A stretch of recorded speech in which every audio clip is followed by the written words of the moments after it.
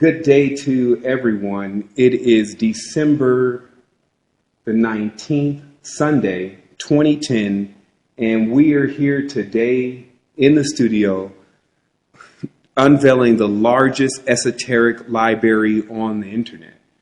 And so what we're going to do is we're going to take a moment to get some of the things corrected here. We have a live stream session going on. For those that want to tune into that, they can go to www.livestream.com/innerstanding. So that's www.livestream.com/innerstanding. And we're going to go ahead and get this chat session going on for all of those that are tuning in on the Blog Talk show. You can go to www.blogtalkradio.com/Sevan. That's SEVEN. And there is a chat box there because it appears that our live stream chat box is not functioning correctly.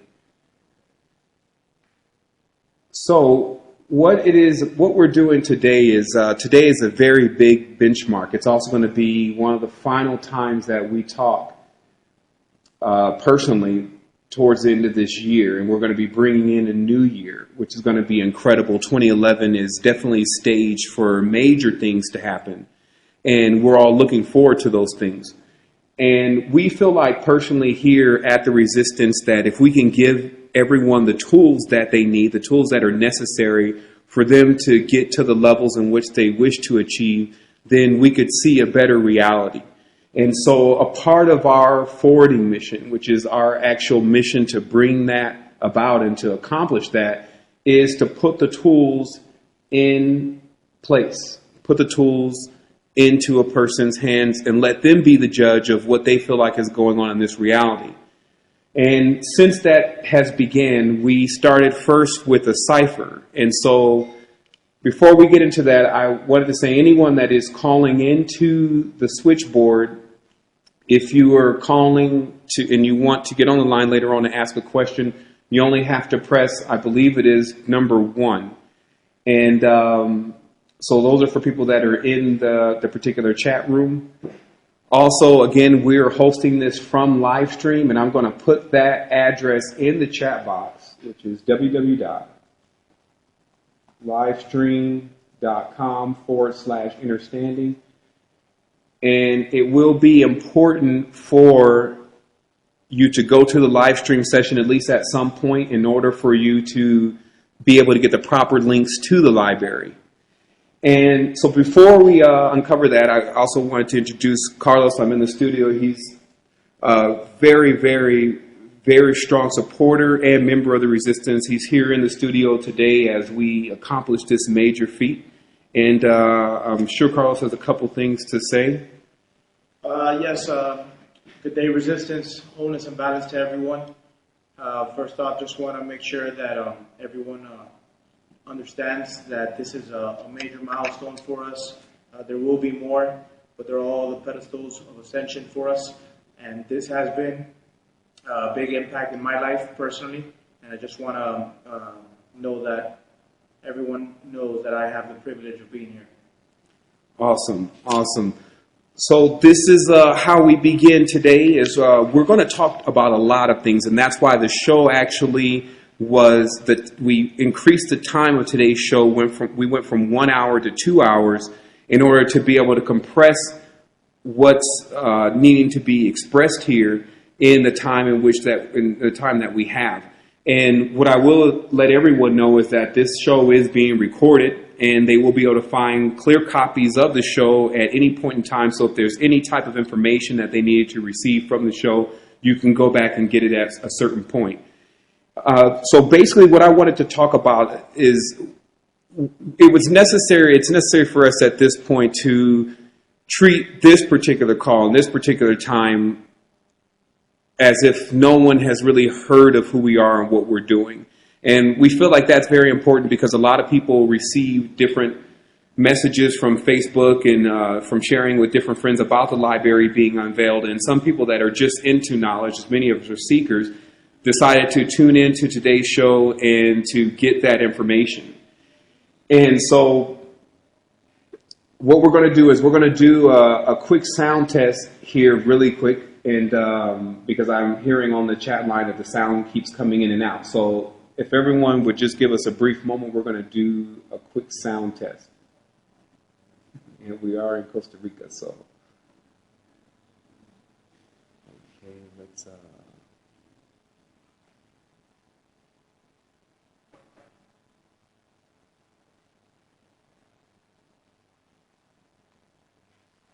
Okay, we're going to do a brief sound test here in order to be sure that that we're getting broadcasted correctly, so that we know that everyone can hear us correctly.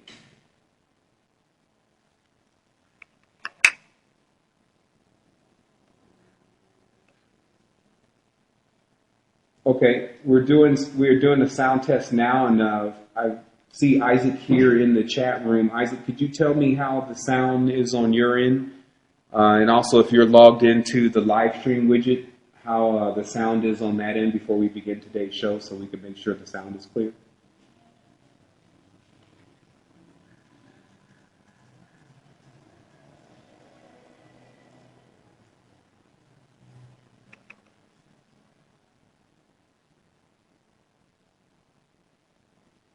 Okay, that interference should calm down here in a moment as some of these applications actually settle in. There's quite a lot of bandwidth being used in order to be able to host both programs, but it's really one of the only ways that we can get today's show accomplished the way that we would like to. Okay, so we're going to go from here, and what I would like to do first is I'd like to pull up a screen here. And this is going to allow us to go over very briefly what has been taking place on the dimension, what has been discovered, how we discovered that, and the decisions that were made after we discovered it. It's going to be very important. So basically, what my personal ascent into spirituality was, or is, because it's always going on, is a pursuit to actually, it began as a pursuit to know God on a personal level, to have a vivid experience with God. And at the stage of my life when I was at that particular level, I agreed to myself that I would not just take what anyone had to say to me, and I would get deeply involved into discovering what it is that we needed to know about this relationship that was going on between us and our spirituality. So I'm going to put this here. I'm going to change this view here to a web layout. And so how this began is after I began to study and began to pray and begin to humble myself and going through Gnostic Christianity, I seemed to open up a channel of communication with the deities, as I give the term, that belong to the Bible. And we give those deities the common term, God.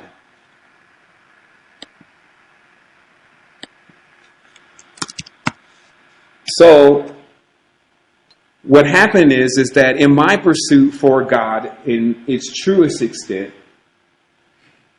what I wanted to do is I wanted to say, okay, God, I want to have this relationship with you. I want to talk to you. I want to know what you're really about. I need your help in my life. And so that pursuit started for me very serious. And what it eventually led to is a door being opened to another world, a world of many of the things that people aspire to do in this particular realm, but somehow feel locked out of. That world involved controlling the sleep, the dreams.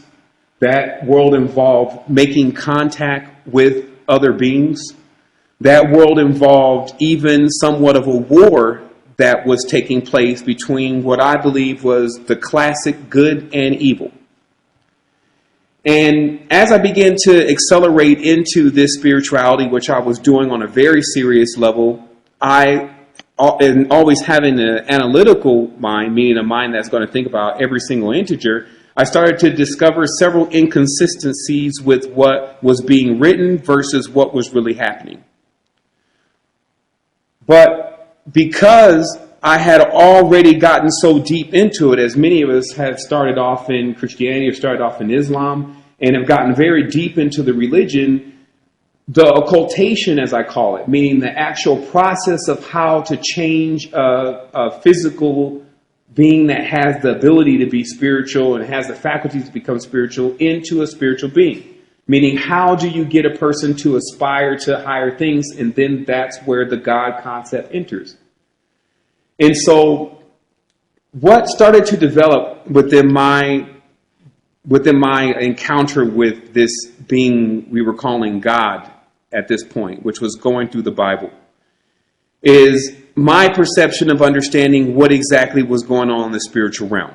So this later led to, because I was in search of something that the Bible often spoke of, which was a name.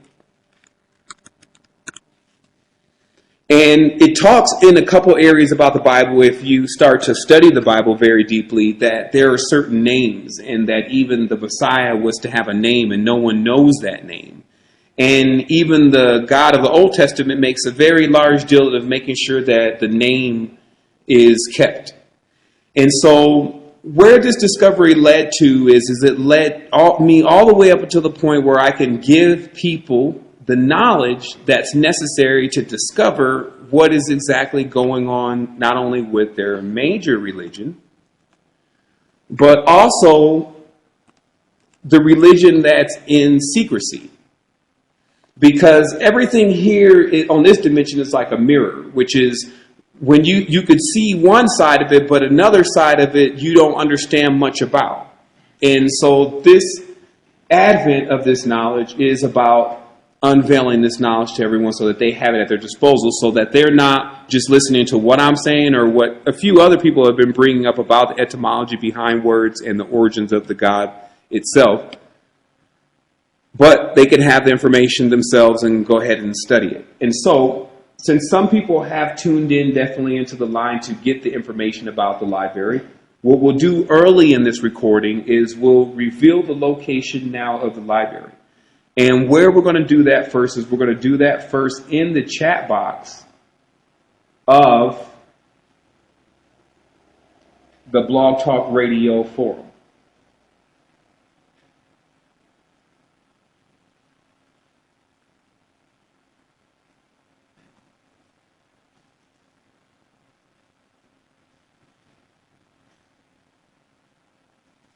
Okay, so the domain that you will see appearing is www.issue, that's issuu.com/the resistance.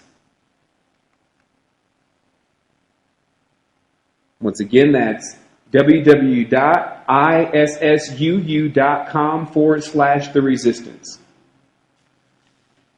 Now, what's interesting and what you'll see here is a cache of approximately 1,100 of the most occult, spiritually inclined, deeply thought out, religiously laden library that I've seen in my time of browsing through the internet.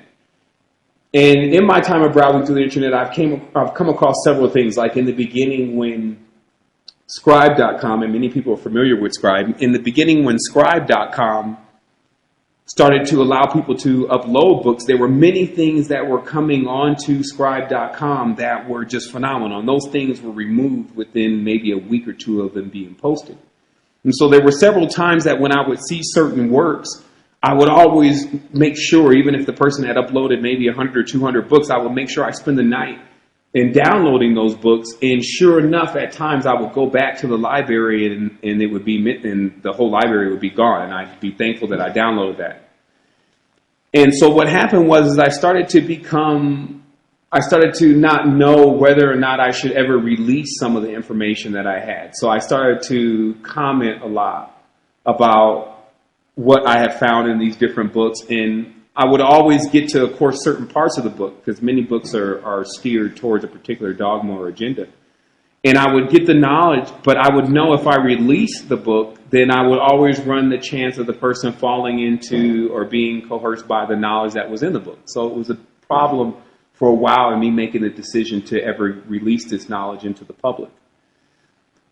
But with all things, as I see 2011 is a whole different thing. Like, I've gone through so much in 1 year. I believe we've aged thousands of years. We've literally gone from being what I would consider as asleep to all of a sudden being thrown all this information about where we're really at, what we really are, what we're supposed to do. And then we were given a very short time to regroup and to actually do that.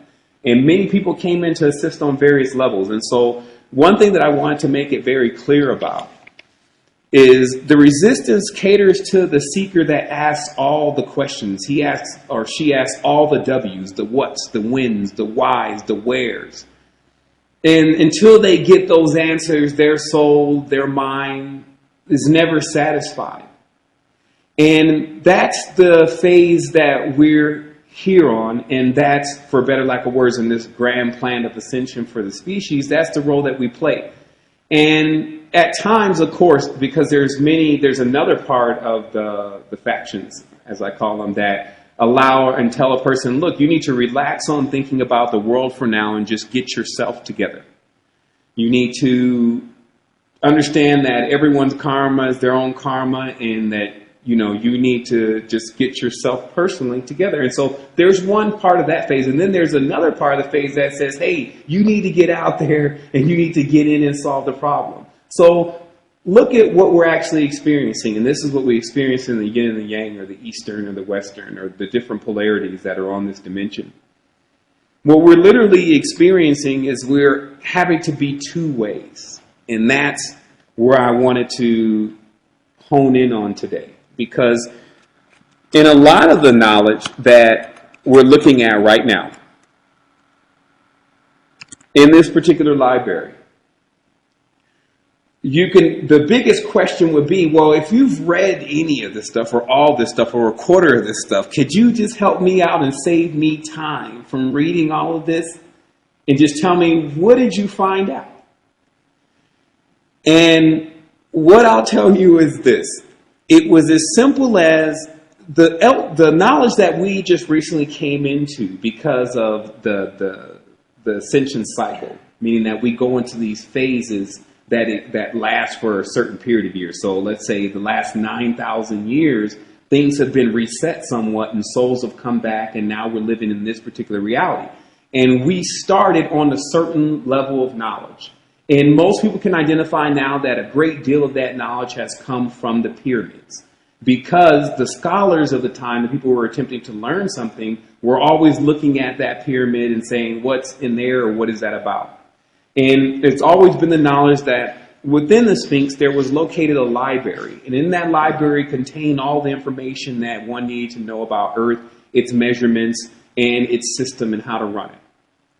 So the interesting part is that we will automatically have to see that some grander being set the whole thing up and then said, here, start to be fruitful and multiply and do what comes next in the dimension. And where this actually puts us now is it puts us with the ability to be able to scan the knowledge that has come forth for the last, I could even go back I would say into 60 million years, because of the knowledge that's been collected over time in man's last segment of existence. So what we saw is that the first thing about high levels of knowledge is that there's an encryption. And what the encryption serves to do is it serves to keep what they call the profane, or the people that cannot understand it and it'll only be harmful for them, to keep them away from it. And how the Egyptians chose to do this, and the Sumerians, Ogiagians, and all the different names, the Kemetans, and all of these different schools of thought that were blending together, even at that point, is they zoomorphied, the term is zoomorphied all of the actual animals that corresponded to the energies that existed here on this planet. And there are two main energies that are the most important on this planet in order to create. One of those energies is electric, And another one of those energies is magnetic.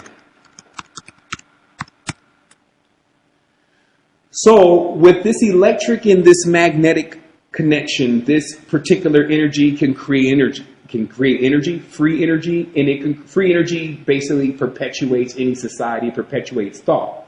And then language, which is a program in itself, begins to develop itself within the person's mind. So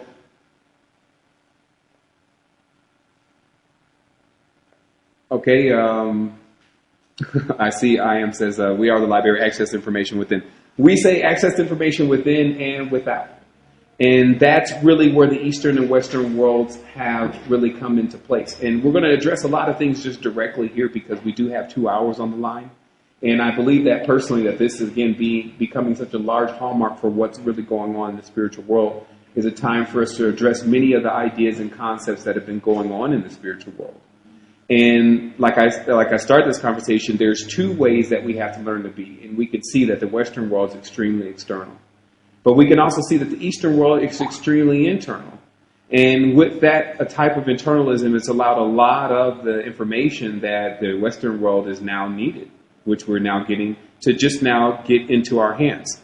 However, because the Western world has been living in materialism, meaning that we've actually been, as Westerners, living in a reality that has gotten tiring to us.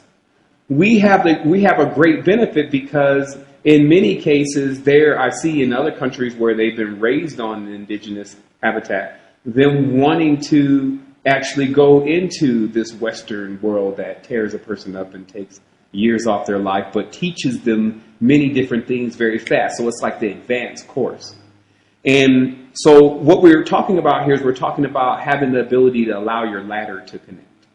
And what this is really about is this is about many people, they're either strung out on one phase or another. And this is either extremely high in the clouds, very euphoric, very angelic, very positive, etc. That particular wave of energy. And then we have another group of individuals that are low vibration, density, very material, very dense, very ignorant, etc. And we have a dimension with both of these individuals on it. So this means that anything in between those 2 integers is possible. And what we started to learn, especially from much of the knowledge that you see, is that a lot of it is based on mathematics. Meaning that the level of possibilities on the dimension, the level of different experiences that we have are still limited to a certain number. And every time one expands, they go into a higher matrix or a higher level with more finite numbers because there's not chaos going on here. Meaning that there's actually an order to how the creators are building these dimensions in order to keep so many different advanced beings from actually interacting with each other in a more or less very negative way. I believe that when we look at our world and we see the wars, the world wars, then we see completely the extreme of when no one's getting along. And the time that's elapsed between those type of conflicts, as we see we're now in another one, is only a certain period. And the great part of knowledge allows us to understand where we need to go, which is that we need to become universal. When we start to read something that someone's written in their particular language, from that moment it's not universal or relative to the person that speaks the language opposite to theirs. Meaning that many of the belief systems that we see, the moment that a name is mentioned, whether it's Jesus, whether it's Saturn, with the moment that a name is mentioned, then a whole database of information is called up. So yes, much of the information as we've tapped into just even from a crystal database, because we understand that inside of our mind there's a crystal that resides within there. And they love to refer to this crystal as the pineal gland. And the interesting thing about the pineal gland when studying it is it has a particular time in which it's supposed to open. It's like an egg that cracks open. And once it does, the person then becomes perceptive of the next level of things for them. So in this case, the egg is always cracking or always opening up more and more and allowing more light, as they call it, to come in. And so we can really take this since everyone does have the link here, we got about an hour and 30 minutes in the show. We can just take this moment to really scan over things, because I feel like right now there's a lot of things that have happened on this earth that not too many people are aware of. And because they're not aware of that, they have a very, very loose understanding of what's actually happening in this reality. And so thus, even though they boast great things, meaning that they can talk a lot and give you a really high level of perspective, they show very little within their actual mental and physical power. Meaning that when a person is activated, in my experiences with activation, which took place for a 3-week period, and the data that was flowing through my mind, I was able to retain much of that. And the power in which I was able to utilize at that point, I was able to later on examine what that power was capable of doing and where it came from. And where this power came from when going into a high vibration was from the activation of the chakras. The chakras is more like a thermometer, where the root chakra itself is the one that's turned on most of the time. And then as a person begins to build up the pranic fluid, chi fluids, ming fluids, all these different fluids that are in the base of the spine, then the person starts to turn on these extra chakras. And at any point that they leak any of these fluids, then just as a thermometer, it goes back down into the lower chakras. So this literally makes it where it's a constant thing every day in order to stay into the higher levels of chakras and to not be pulled down or seep energy. Then there's other things that we discovered about the earth, because of course human beings have unlimited potential. But I would suppose that if you have a atom or something that's very powerful, and it's not like a breaker box somehow governed, then it would just destroy everything. So it's basically like if you run the power from your street right into your house, into your TV, you'll blow out your TV. It's got to come through the breaker box first, it gets converted, and then the amount of power goes out that's necessary. And so what's happening on our dimension is that, this is once you start getting into further levels of thinking, you realize that when they're saying that these beings are here for our energy, like a lot of times there's this notion now that everything is here for our energy, is draining our energy. That was already known. The dimension that we live on has a symbiotic relationship where just like you eat a carrot, just like you drink water, those are living things, and you take the energy from that, and certain things convert your energy, your sadness, your happiness, your love into other things. And that has always been the relationship that's going on here on Earth. The key has always been to stay in balance and not exert or take too much of the energy. And so we can definitely see here the training wheels that come along with how to learn how to do that, how not to pull a person's energy and how not to give a person too much of your energy, and just the dynamics that take place in learning that one lesson alone. Not to mention there's many lessons to learn. So what has been done here from my deeper studies on this planet is the energy that we're carrying has been hacked into, for better lack of words, and there's been certain things that have been turned off, scheduled to turn on at a certain point. And how this is controlled through the ley lines of this earth that we're living on. And so there's a big question that needed to be answered, and I know many people had asked the question or wonder if I ever answered the question directly, which was, are we living in a real reality, a Gaia, a Maya, a Mother Earth, a womb, an actual living being, or are we living in 0-1, a matrix, holographic projection, etc.? My answer to that question is, which one are you living in? Meaning, if you look closely at an individual and how they're thinking, if you're eating clone food, if your mind thinks like a computer and you have no emotion and no senses, if you behave like this, then yes, you're in artificial reality because you're not even tuned into it. However, if you're helping the planetary system, if you're tapping into the network that's here and the grid system and all the different tools that are here, the crystals and the elements and the many different things that are here, the plants, to actually get your body onto a higher organic level, then that's what you're doing. So the question is are you working to live or are you working to die? And this is how one governs ultimately where their mind state is set. Because here's the difference. When you go to your job, if you have a job, and regardless of what the reason is, if you're at the job and the job is saying, okay, your only benefit from being here is money. You get money. Because what money really is and because the frequency it's on, then it's dead. So what literally happens is that when a person is working in their job, they're working towards their death. And they know that. They feel that. Man, I got to get out of this job. It's a dead end. Now, working to live is like going to the gym. And that's why this is very finite. It's very easy for you to see the difference in the two. If you're in the gym, you're working out. You're having a hard time pushing up that weight. However, when you're done, because you've increased your blood rate, because you've done all of this stuff and your body is now in better shape, you're now working to live.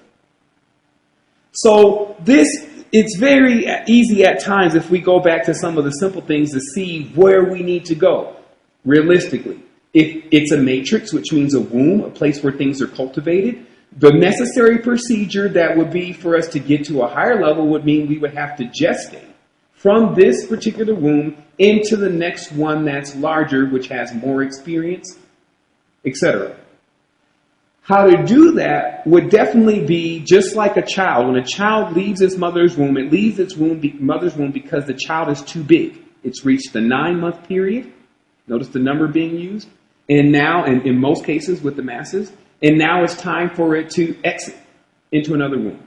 So now we're going to talk about very briefly the portals to this planet and how we can read every single thing that's going on here on the planet through what we call the fractal, meaning the smaller or larger version of the big picture.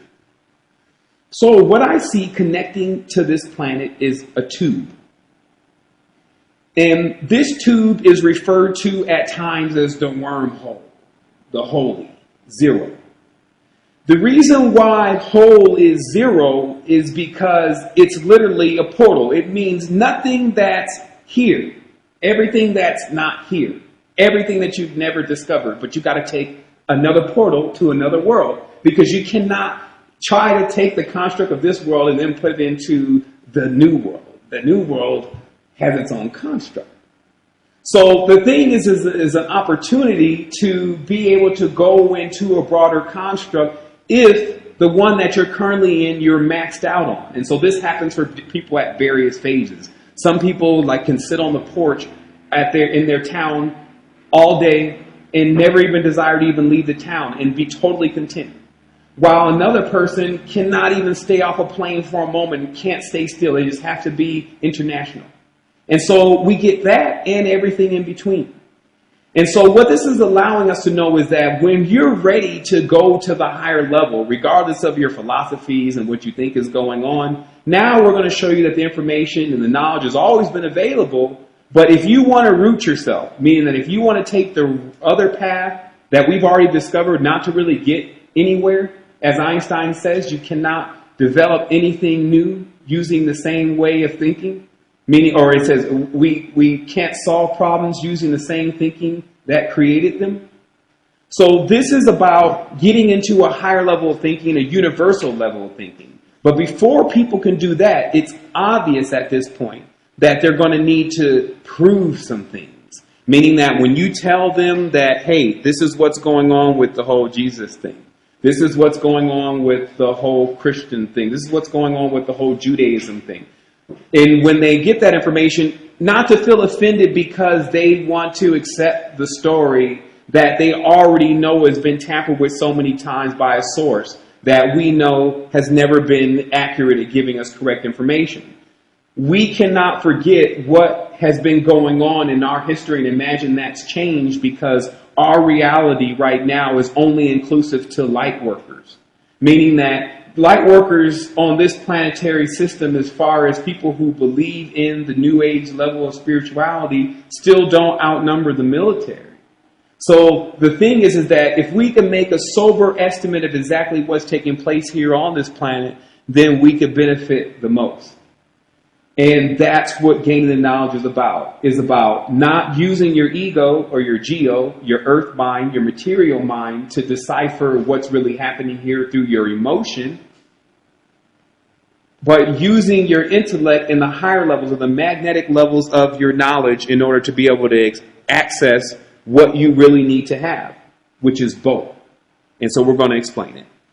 What we see within a lot of the ancient cultures is you see this ultimate uniting of the bird and the serpent. And this fortifies all religious belief systems when you trace them to their actual origins. And so we'll give a few examples of the birdmen. And if you look very closely on many of these pictures, which I won't be able to show here, but I will on the pre-recording of this where we're going to add the pictures, you'll notice, and many are very familiar with these pictures, you'll notice that many of these beings carry not just a bird-type structure, but also the snake-type structure, or have chosen to be one or the other. And so this becomes Kukulkan. This becomes Jesus or Zeus, which the term Zu means bird and S means serpent. This becomes many of the stories that you see within Egypt where the pharaohs have a serpent and a bird on their headdress. And what this is really about, as we see in the Tibetan faith, as you continue to look deeper into things, we see that the bird is the magnetic energy. It's the light energy. It's the subtle forces that become very hard to perceive that make up a myriad of abilities. And the earth has, from the gentleman that's tapped the ley lines of earth, they say they've already identified 40 different types of energies that can be used for various things. One particular energy seemed to respond to anyone that had already crossed over and you were inquiring about them. While one particular energy charged up all of the things that were on the ley line, and one particular energy made everything sick that was on the ley line. So these various energies that are encased in Earth's ley line are also encased within our body. And that's why the trace minerals become very important, because much of the trace minerals have the elements inside of them that we will never get in food again, and that we've had a long time, we've spent a long time replenishing in our body. And so once the body and once the earth gets these levels of minerals in tune with each other again, and all this, as they say, is supposed to happen actually at the same time, that Earth itself, this planet's Kundalini, will awaken and cause many of the individuals that are here to awaken in consciousness, which we see happening. Much of that, as I've now noticed, comes from the influence of the planetary systems. The influence of the actual light. They talk a lot about lights and light beings and things of this nature and taking the light. But the fact is that light is a lot more specific than us just thinking about one particular color. As we see in the sky, if you look very closely, you'll see shimmerings of violet, shimmerings of red. And so these frequencies and transmissions that we not only take from our sun, but the immediate planetary systems change the consciousness that's going on this planet, mainly the moon. And the reason is because the moon heavily affects our magnetic energy.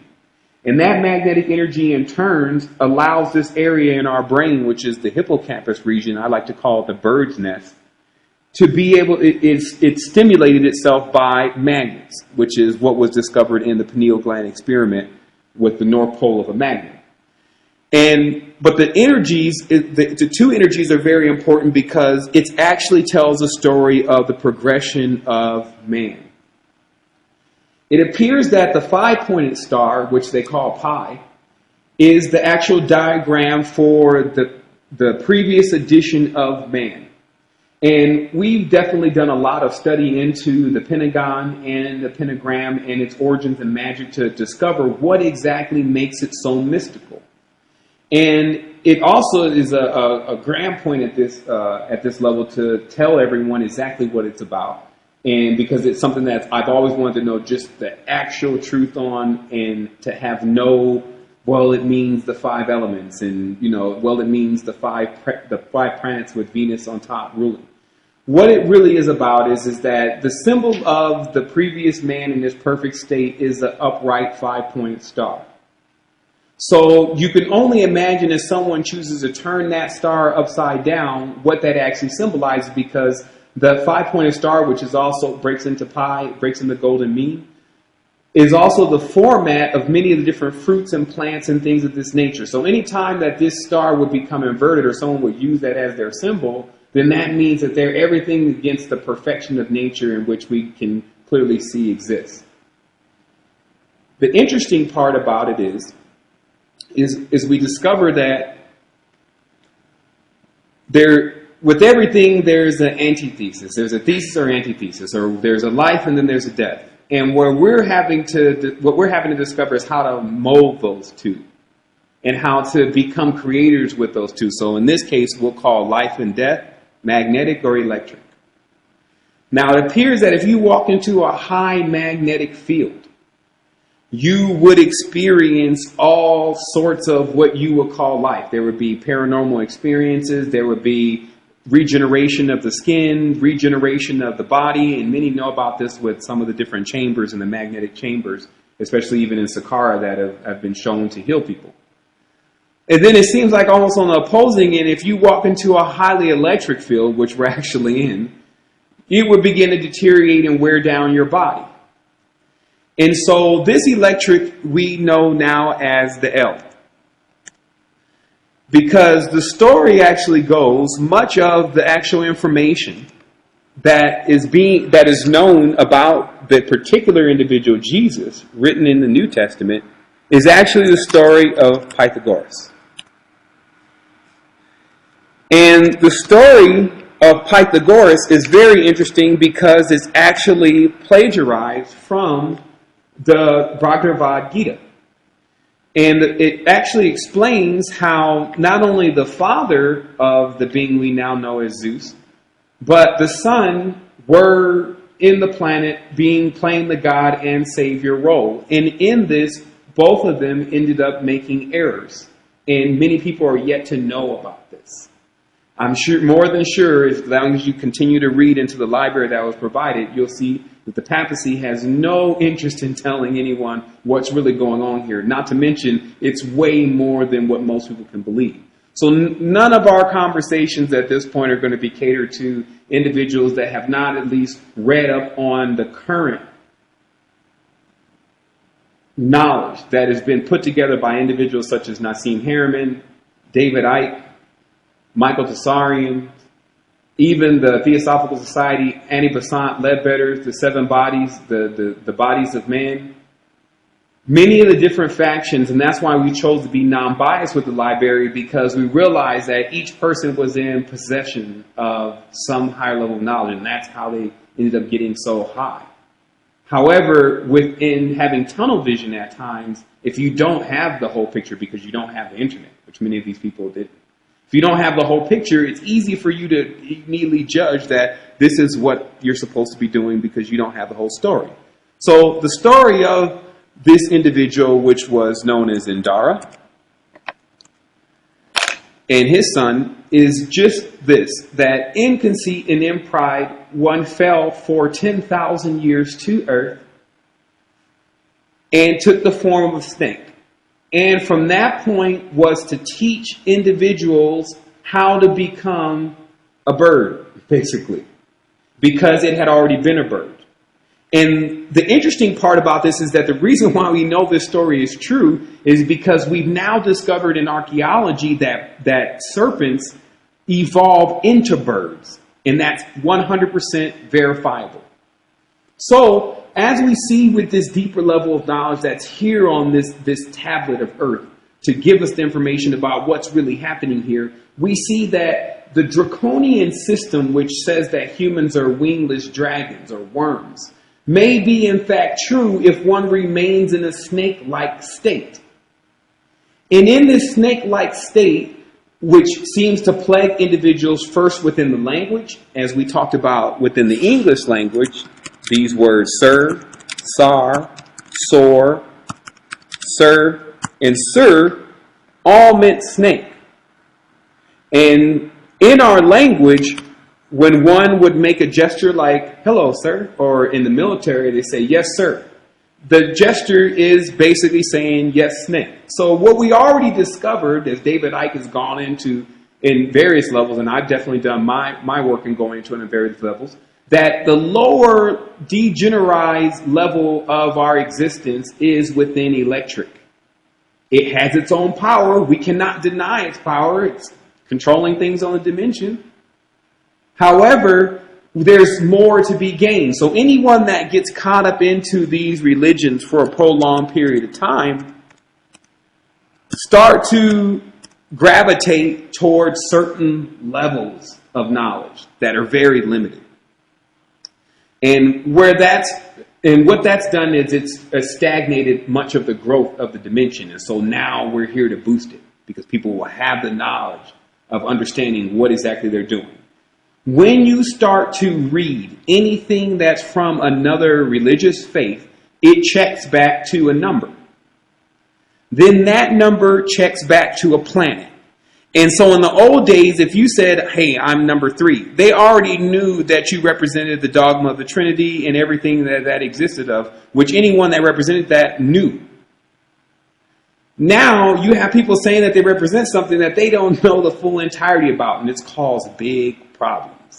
In fact, that's what the whole of most of this New Age movement is full of. We get it all the time. Individuals that are so gung-ho about their internal feelings, namaste, love and light, and because they just now started reading something about Eastern mysticism, never realizing that, hey, we already read about it. We understand what's going on about it, and we're going to tell the Westerners and even the Easterners exactly how to steer around some of the clip-offs that are involved with things such as the Kabbalah, involved in things such as the drawbacks of things involved, such as just the religious dogma itself, or what's involved in the term is still Kabbalah, which is not so much related to the Jewish Kabbalah, but a term that means a group of individuals that are together in secrecy, utilizing and practicing secret knowledge to their advantage. That's a Kabbalah. So what we have is that we see everything now, as I saw in the vision, that one star is beginning to absorb the energy of all of the other stars. And how this is coming is through worship. And the biggest part of what we've discovered with the cipher of the English language is we've discovered the whole story of what's really happening here on the dimension. And this story does not just exist in English, it also exists in various other languages. So, with the worshiping that has been going on, there's been the energy transfer that has been necessary to get us up to this point. What we're attempting to explain to individuals now is that you're actually moving through levels of knowledge. So you could go from 5 to 6. Let's say you start from 5, which is more or less related to Christianity, more or less the pentagram itself related to a serpent man, or as they call it, Homo sapien, which is the root to sapien, which means serpent. So serpent man, he begins as Homo sapien. So the transition of 5, which is the serpent man, as they call it, the fallen man, because there's a higher state that man and woman that they can achieve. The interesting thing about the term fallen still means that you could rise. It means that you're still below something, so there's something up there. So it's also how you take the meaning of some of these words. So what we have is the number 5. And then, so the next number after that, and that's symbolized by the pentagon and the pentagram. And then when you walk one more step up, you get to number 6. And many of those that know about astrology, they understand this is somewhere around the age of 30, there's something called a Saturnalian return. Because Saturn is the unit of time. There's a hexagon on the poles of Saturn. And many understand the correlation between the numbers 3, 6, and 9. But in this case, the number 6 is Saturn. And also in certain cases, because there's another side of Saturn, the number 7. And that's why in ancient times, as you'll read in the library, in some of those books, they said there was a confusion with the 6s and the 7s. And what this is about is that the 7s come from the sphere of L. 7, And L, along with our moon and Saturn, because Saturn, the moon itself is a satellite, and obviously that satellite is connected to Saturn, because if you look in the mythos, you'll see that Saturn is known as L. And what this is about is in this level of communication, communication in itself is you actually interacting with someone. This is where you start to understand the higher levels of knowledge, but on a more simpler level. The moment that you communicate with someone, you interact with them, you intrude with them. So this symbol of the L is generally like this, straight line. And that's why many of the letters in the English language are actually the same letter, like an I and an L, the lowercase l, and many of these are the same because of this reason. So when this straight line is penetrating this circle, meaning when something is attempting to make communication, it now seeds it. So what we see here is we see the I and the O.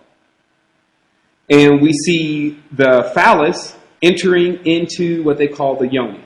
And then from that point, you get, as they say, that now you get into the 7.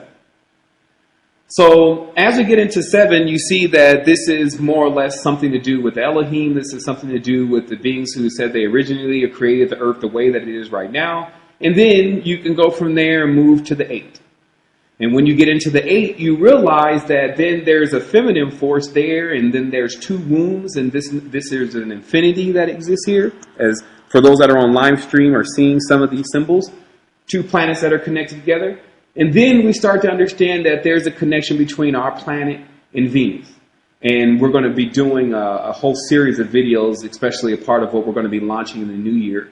And what this series of videos is about different types of initiations that are always shown on the movies. And in this case, it's the octagon initiation, which is when one crosses into the planetary system of Venus and then back into this system in what they call a blink of an eye. And they come back illuminated, which is the term that they give. And individuals that have done that and what has been the result. And so we go into the number 9, and finally we get the completion of the system in itself, as we see the number 9 perfectly ciphers into itself every time. So obviously anything that would be going on in this dimension, the culprit would be the number 9, basically, the height of the knowledge, which is shown in the Enneagram, which is basically how to determine anything that's going to happen on the dimension. And then you're done with numbers. So where we're at now, personally, where I'm at, which is also where the resistance is, because the 2 and the 1 are the same, is what we're going to do is we're going to introduce the world to the cymatic language, which is been looked into very deeply with the somatoscope. But the cymatic language is far more superior than the actual geometry that's related to this, what we were calling sacred geometry. And I would like people to understand that as the world progresses, you'll see a lot of new introductions to higher systems of existence. And it's always been the world's fault in rejecting that. Meaning, at many times with Tesla and different individuals that came with higher levels of knowledge, the world rejected it because they weren't prepared to make that step at that point. But it didn't mean that they weren't going to make that step. And so a big part of what we're doing now is we're bringing this information, and we're going to get a lot more cohesive with the information. That's what 2011 is really about. Because remember, what we invited people to do is we invited them to come on this adventure with us in real time. So as we begin to discover things, I'm going to turn the camera back on here. So as we begin to discover things here on this dimension, we also fed that information to people in real time. And what my job and duty is I'm always an overachiever, so I just like to move fast. So that way I can bring the information to the person that needs it that's directly behind me, hoping that there's someone in front of me doing the same thing. And that's what a major part of what the resistance is going to be doing in 2011, is we're going to be linking with more people in order to get this information out. We're going to be allowing people to utilize their capabilities and their resources to boost this. And we're going to be launching spectacular programs and plans for getting this information into the hands of the people that need it in this particular time that they're in, which is they want to progress beyond this dimension. And that's all they really want to do. They don't want to get into any of the dogma. They don't want to get into any of the serving the gods. And they don't want to get into any of the sacrifice, which is all necessary when messing with religions, whether a person thinks so or not. And if you study in the library, you'll realize that. And so there's a few things that I wanted to go over very briefly, a couple of notes that I made about things that are going to be taking place. First of all, the library itself, the reason why there's actually another 1,000 books that are yet to be uploaded.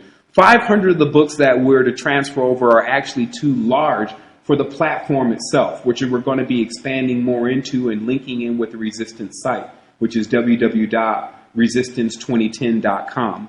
So what we're going to be doing over this period of time in the next year is we're going to be organizing the library, getting certain things categorized properly, getting rid of any type of duplicate information.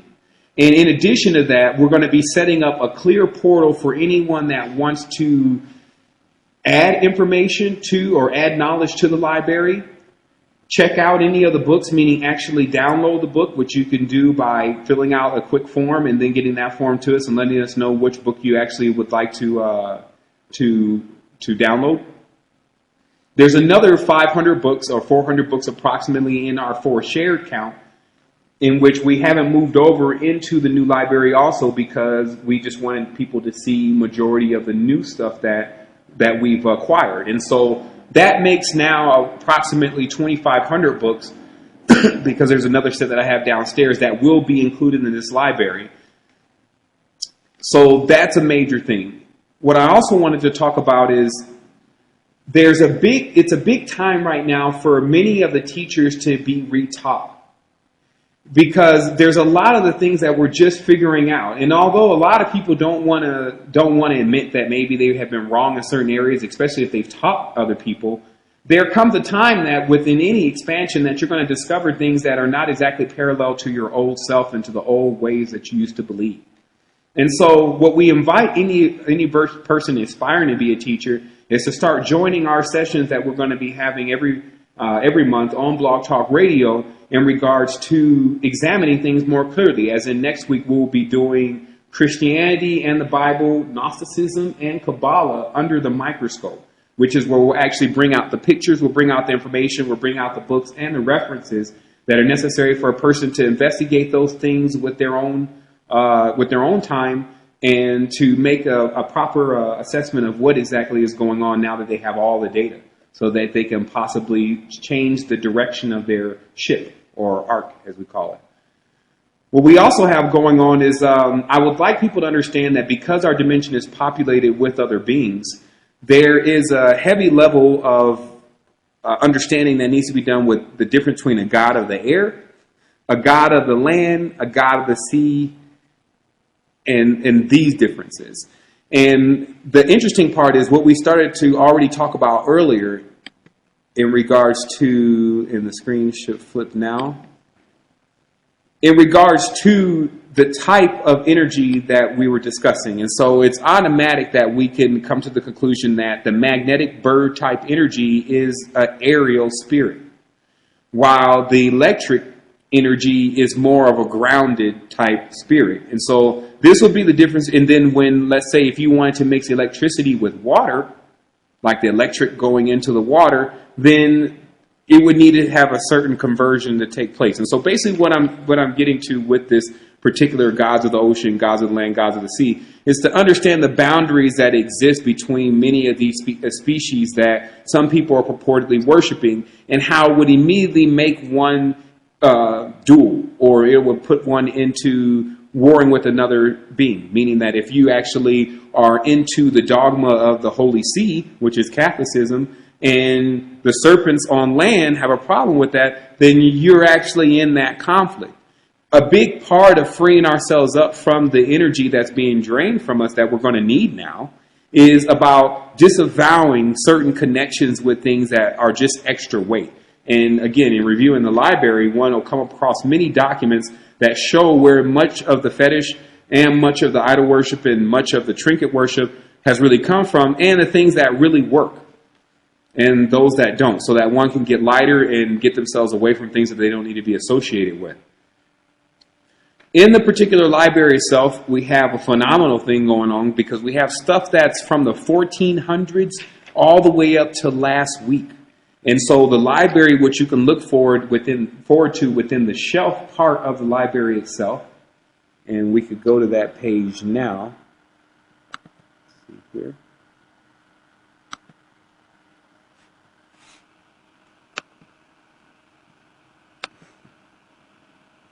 Okay, here we go. Let's try this. Okay, what you're looking at here on the screen now, and this is very interesting, is the actual, let's see here.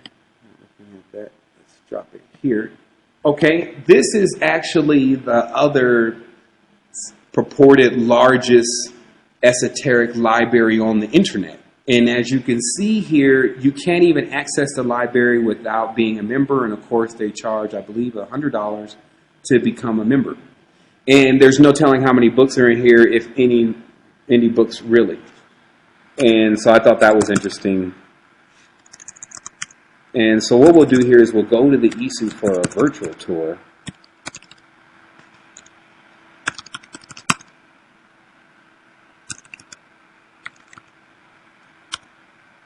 And there we go. So that's www.esu.com/the resistance.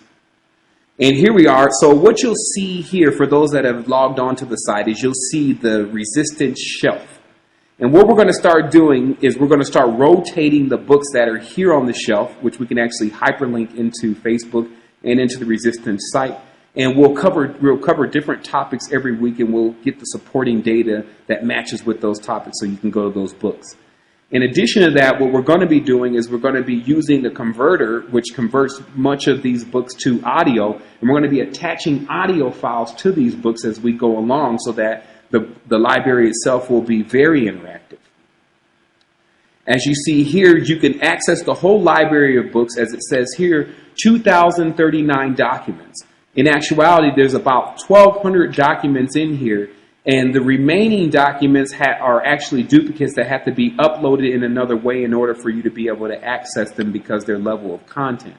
And so that's what, if you want to access a book personally, you may have to contact us at the Resistance in order to be able to get that information on which particular download to use.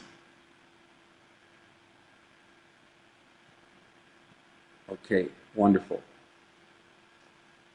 So what we're going to do for a brief moment is we're going to take a short break, and we're going to go into the chat box, and we're going to give everyone an opportunity, or everyone that's present online, an opportunity to ask some questions here.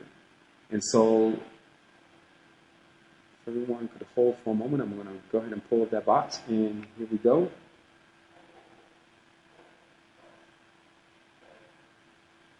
Okay, so we're actually in the chat box now, and I'm going to go ahead and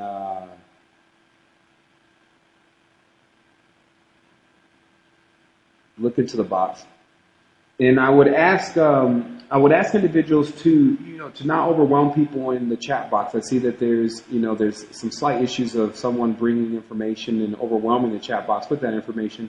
And we would just ask that, everyone have an opportunity to review the information. If you have something to bring forward, then you can bring forward the documents, and then we can get people into studying that and seeing and examining that and seeing if it's something that can help them.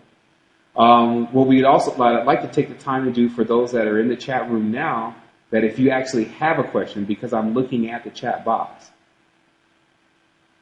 Okay, let's answer the question. How should these books be applied? Okay, so what this is basically about, and if you want to see me personally, you can see me now on live stream.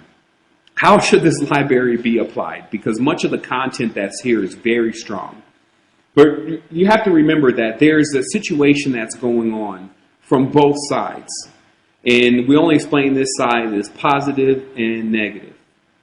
What the situation is that the individual mind is still based on what it knows, what it is able to access that's tangible and what is true. So to everyone to people that have a very limited understanding or just haven't been educated properly in certain areas, there's going to be a lot of things that they're going to not know. And because of, and mind you, most of what we're presenting is for the Western mind to transcend, the Western mind to ascend. We're not talking to people that are into the Eastern mind state already. Because what's really being done with the resistance is, you see what the resistance really is a faction that is going in on ground zero and dealing with all the dark forces and all the negative things that have actually held people back. And we come in and we do the cleanup work and we supply a pipeline for individuals to get the information that's necessary for them to get themselves out of what they've gotten into based on choice. So what happens a lot of times is when I say something to an individual, like if I say, look, Jupiter is Ra. Ra is Marduk. Marduk is Nibiru. If a person can look at me and then Nibiru is Zeus, Zeus is being represented by Jesus, which means the son of Zeus. And this is actually a title that means the bird, serpent, man, which is just a person who has power over their electric and magnetic functions so that they're able to do what the ones who can't do that call paranormal things. And just because you master magnetic and electric energy does not necessarily make you positive or negative. Many of the beings that have already locked into this power, men and women that have already locked into this power, are agenda-based. And agenda-based is that when a person no longer looks at what they're really doing as whether it's positive or negative, they just look at the overall accomplishment itself. Because on this dimension anyway, what you'll realize is oftentimes what you think is going to be wholesome for one person or help one person may in fact cause them harm. So what we really don't want to do, especially in 2011, is we don't want to be biased. We want to become more universal. We want to bring the message to people so that they actually understand it and that they don't question at all what we're saying because they have the knowledge for themselves to investigate. Take a drink of water here.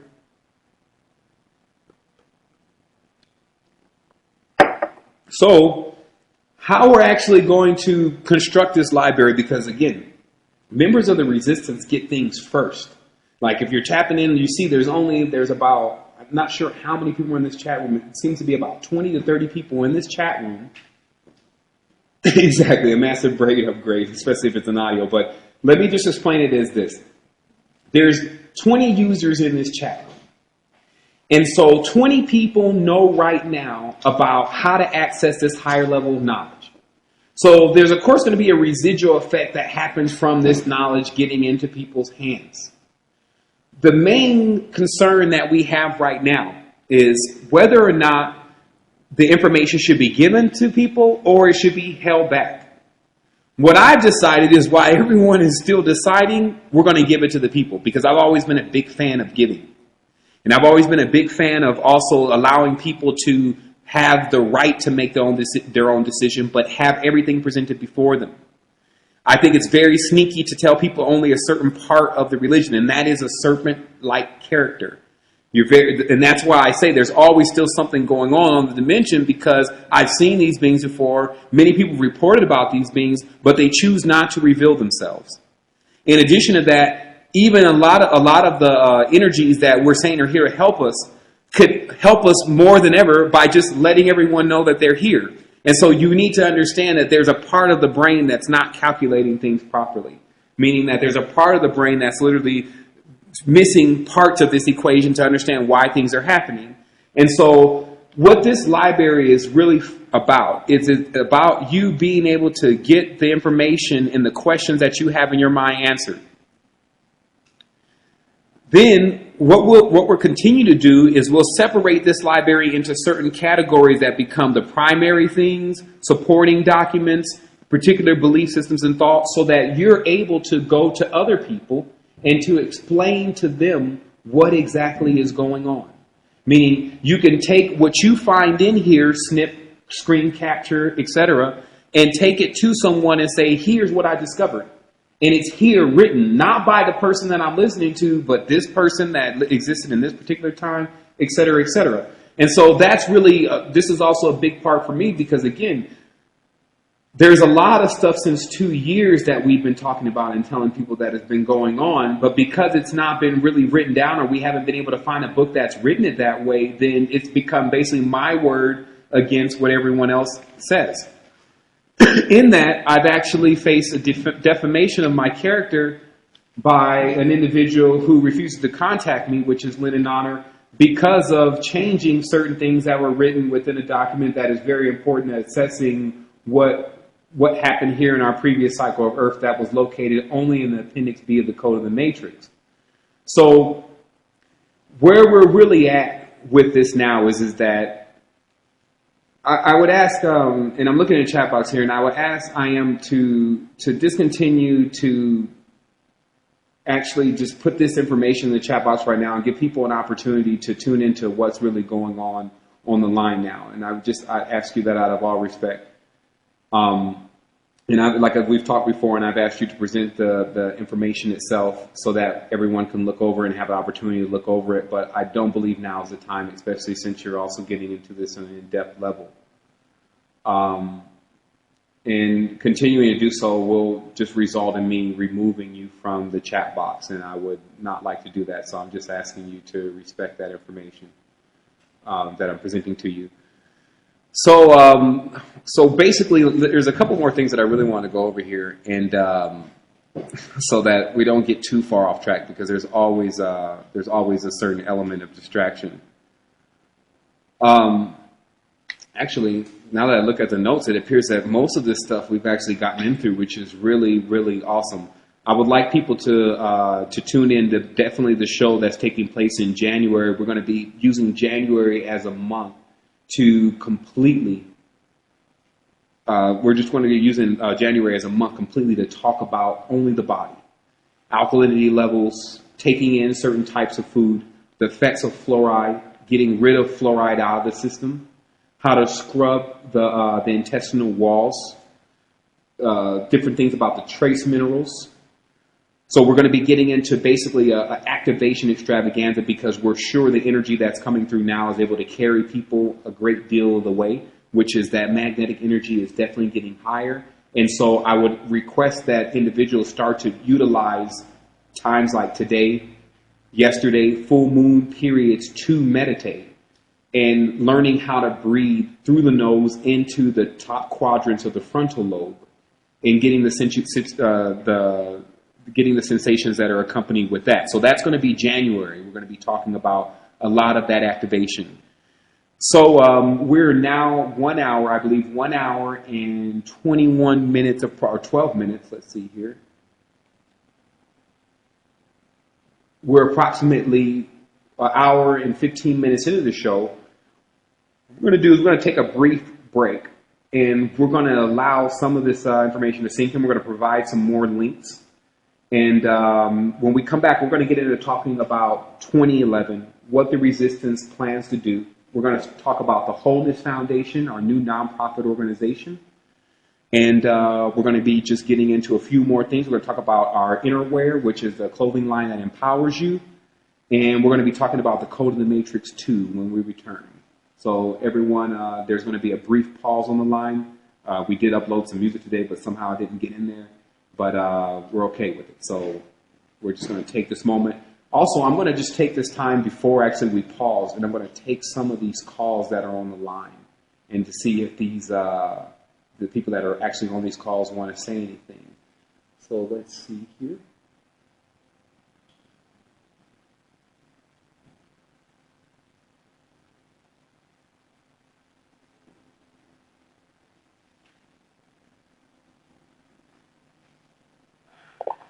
Okay, caller, your last four digits is 7146 from an 813 area code. We're just asking, do you have any questions? Thank you for tuning in to the Esoteric Radio this Sunday.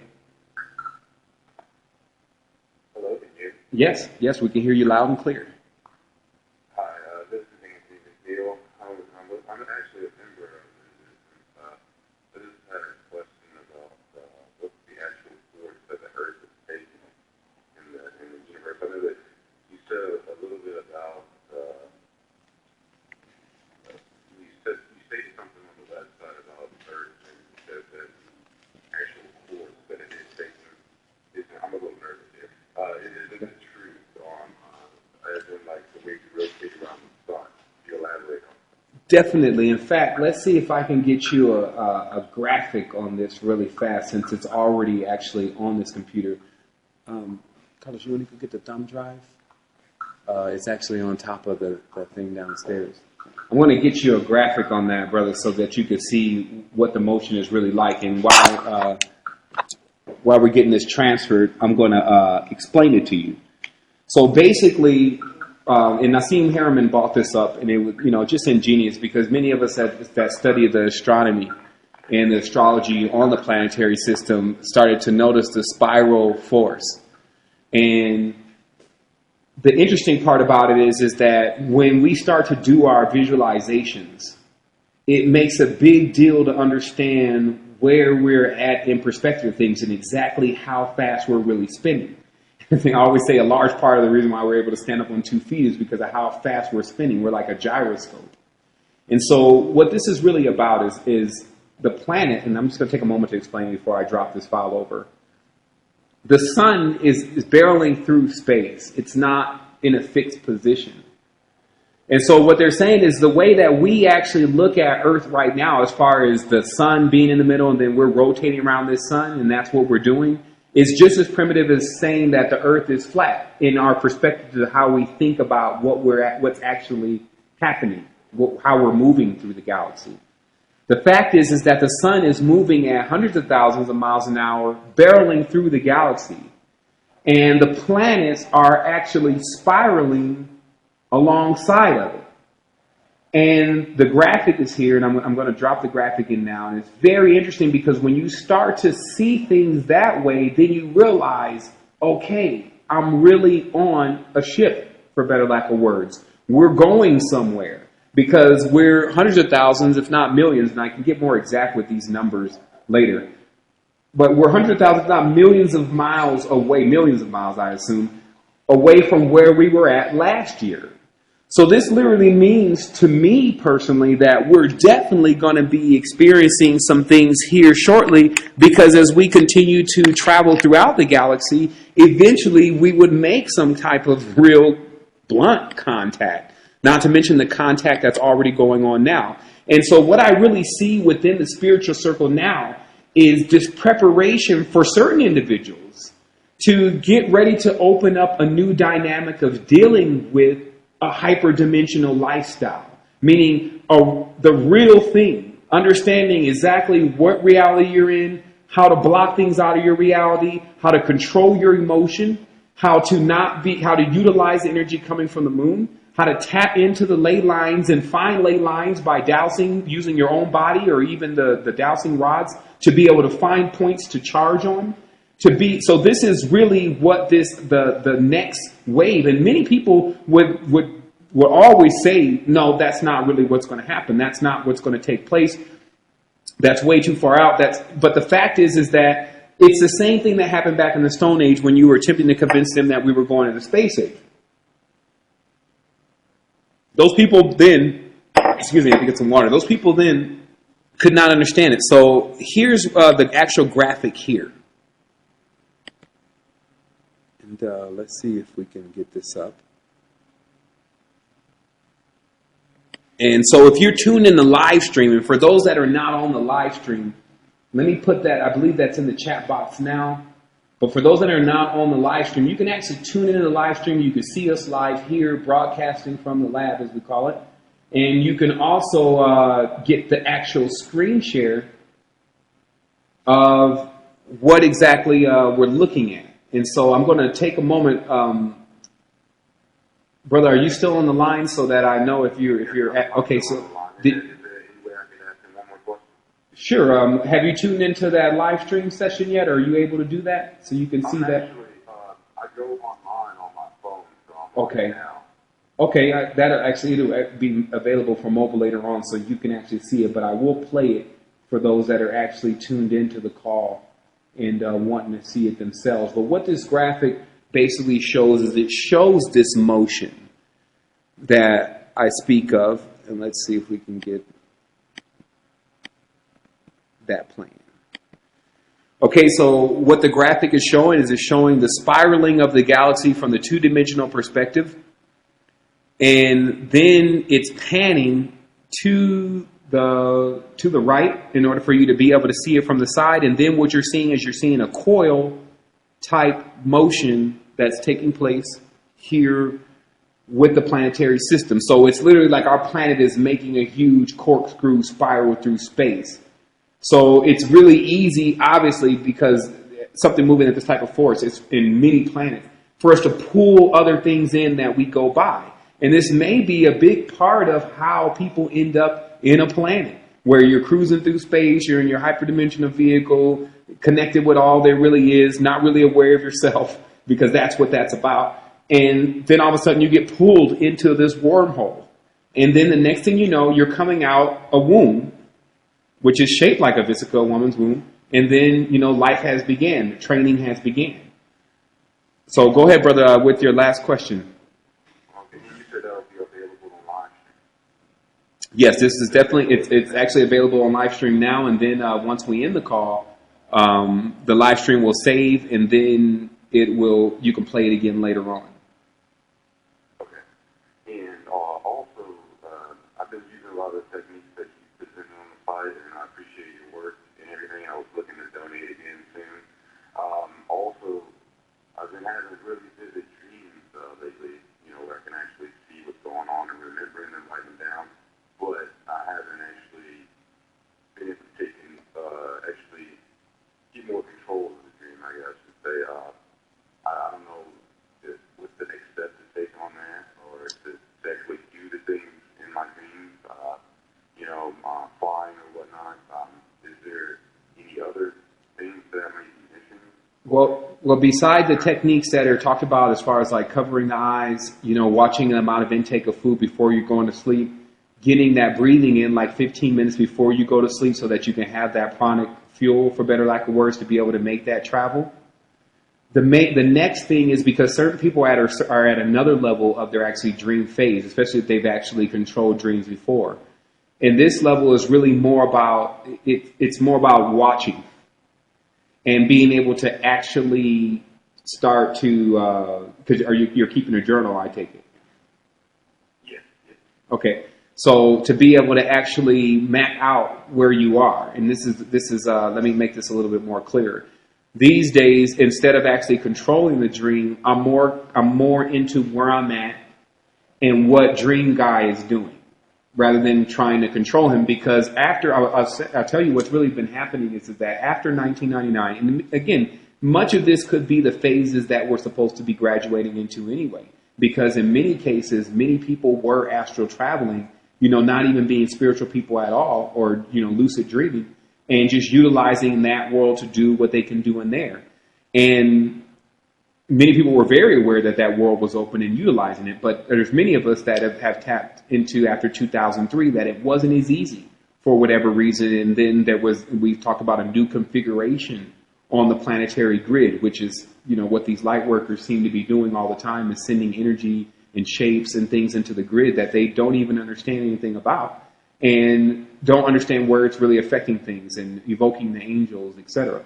And so the thing is that what I know for sure is that one at this point should really concentrate a lot more on waking life. Because remember, the more the knowledge that you get in, and remember, there's a part of this that is the meditation. It is being able to tap into those higher and subtle forces. And then a part of this is the data, to be able to get into the knowledge and data of what man's learned and what man's discovered up until this point, and man and woman have discovered up until this point, and to mix those two into an alchemical formula. And so in many cases at this point, it's now taking us to go back into books and get the construct, basically. Let's get the architect. Let's know what the architect knows, for better lack of words. How do you really build one, rather than wishful thinking that you can build one? And there's a big gap in between that. And that's really where your like we talked about in the beginning of the conversation, the ladder starts to connect, because you now see the methods of how to actually bring in more power, more energy. But still understand, this is as simple as the energy that's cycling through your body.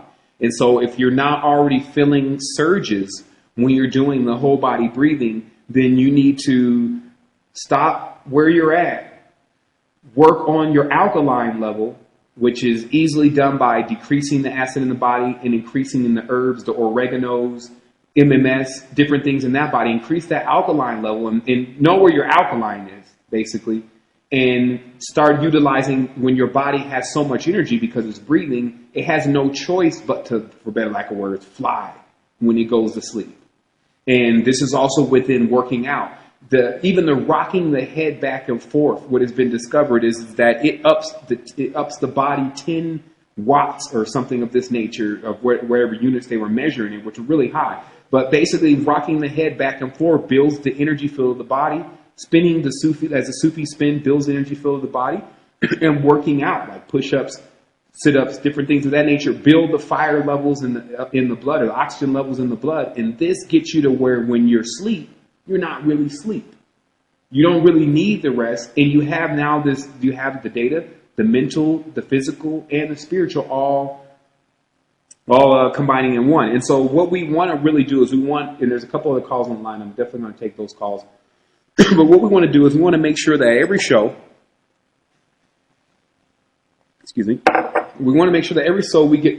we get something for the mind, the body, and the soul. Now that's just 3. They love to already record 5, and they say some people have 7, and every number in between about how many of these different layers and bodies they have that have different names that we don't even use because we don't speak languages like Sanskrit. So we can now say the mind is a collective of all the information and experiences that we've gained thus far. Like what we literally get as data coming into our brain through communication, through symbols, etc. So that's our mind.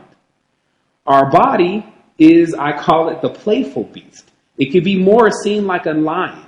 It's actually a primate type life form that has all these different abilities, and it's bolted in with this mind. The soul, but the body, again, because it's playful beast, it needs to be controlled at times. It needs to be told what to eat and be forced not to eat what it wants to eat. It needs to be put to sleep at certain times, and it wants to really stay up. It has to. So there's this whole dynamic with the body, but it's the playful beast.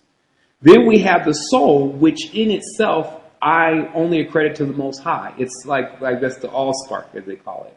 It's everything that, it's the actual, what they call the breath of life. It's the actual dark matter itself, as they love to call it, or the thing that existed that everyone is still trying to figure out, how does it exist? It's just a straight fuel source, for better lack of words. It's not even conscious to be in what we call conscious. It's not judging and trying to figure out where it is. And so, but again, there's more of these. And we only need to really focus on, to me, 3 each session. We need to cater to the mind a little bit, tell people some things that they didn't know, get them in the know about some stuff. We need to talk to them about the body, how to get their alkalinity levels and things together so they can get maximum performance out of themselves. Remember, you're still tuning the body to get maximum performance out of it. You're encased inside of it. It's more of a cocoon, but you can really, really get a lot out of the body. And then you have the soul, which keeps you always guessing. It keeps you always knowing that you never really will know it all, which is a wonderful thing to have because it sets a focal point. It sets something that you know is already moving, that all you have to do is keep chasing, for better lack of words, heading in that direction of energy. And so, brother, I definitely appreciate you calling in and sharing your time with us and your questions.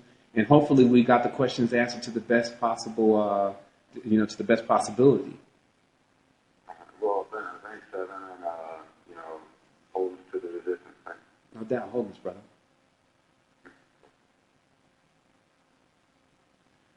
Okay, we have a caller calling in from the 213 area code. And caller, it's last 4 digits, 0747. Just asking, do you have a question or are you just listening to the line? Well, I guess that must be me, Sevan. Yes. Hi, this is Vera.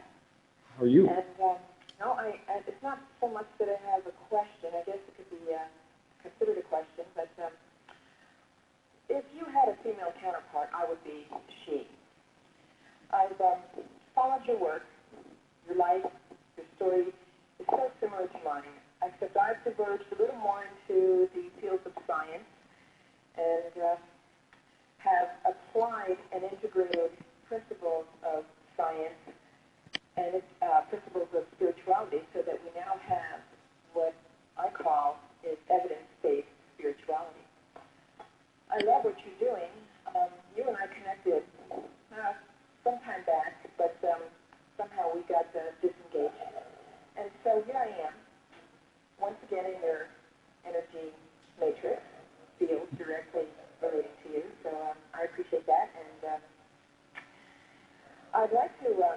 I'd like to just pose a comment here.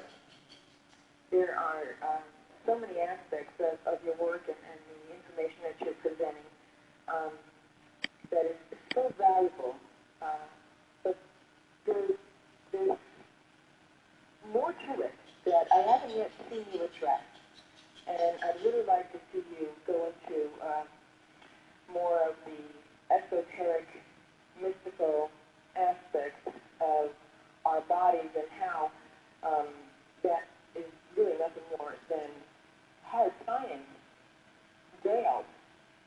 We think it's mystical, we think it's nothing one can understand, but it really comes down to language, mathematics, and the language of light. So I'd like to have the opportunity to share more with you.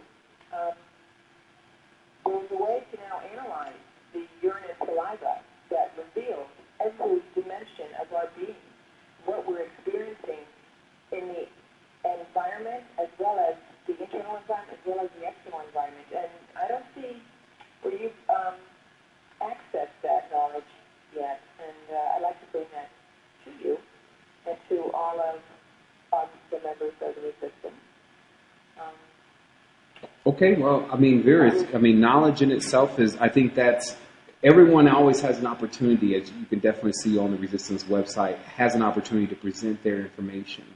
And I mean, I look over a lot of things. It's just part of my duty to look over a lot of the work. And I'm always a seeker looking for systems and levels that are going to allow us to expand beyond where we are. Here's what I'll explain to you. The thing is that it's not the level of knowledge that, if I can even cipher with you this level of information, which is vast, it's like you're attempting to, sometimes it's like you could plug one leak and then there's another leak that opens up, so you're trying to hold something very large. I'm also very in tune with the minds that I'm talking to. That's one thing that I do more so than anything, which is instead of using my latent state, my etheric state, or the higher level of how I know things are really working, to be able to to get in there and walk a person to where they can finally accept some of these higher levels of transformation that have been discovered within biorhythms, within many of the things of that nature, which I do understand very proficiently. There's another thing that I have... On biorhythm, what is on biorhythm? This is reading your DNA, reading the code, which we're programmed.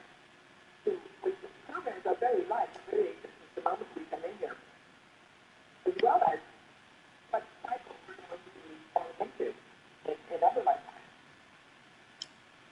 Okay, I mean, I think we've definitely spoke on the Facebook before, and I know I've definitely linked to some of the sites, and I believe this is also IM. So I definitely I've linked to some of the sites that you've sent me, actually all of the sites that you've sent me. And I definitely have heard videos that lasted about 15 or 20 seconds about something that was miraculous. But when actually getting to the information itself, I was still having trouble getting to the information. So that's just something that I've investigated personally. But we have to let it on. In fact, much like you being underground, which is our website just reveals very superficial, information. Okay, and I want to comment on that statement there, because at this point, we were laying low, but when you do stuff like what we've been doing as far as giving information to people, then it's not laying low anymore. But here's the thing, and this is something that I wanted to even just address, why we have this little bit of time that's left on this dial, and it's something that I believe that you need to really know. And I believe that people really need to know also that are tuning in. And that's this. When a human activates, they immediately become aware of the other presence that's here on this dimension.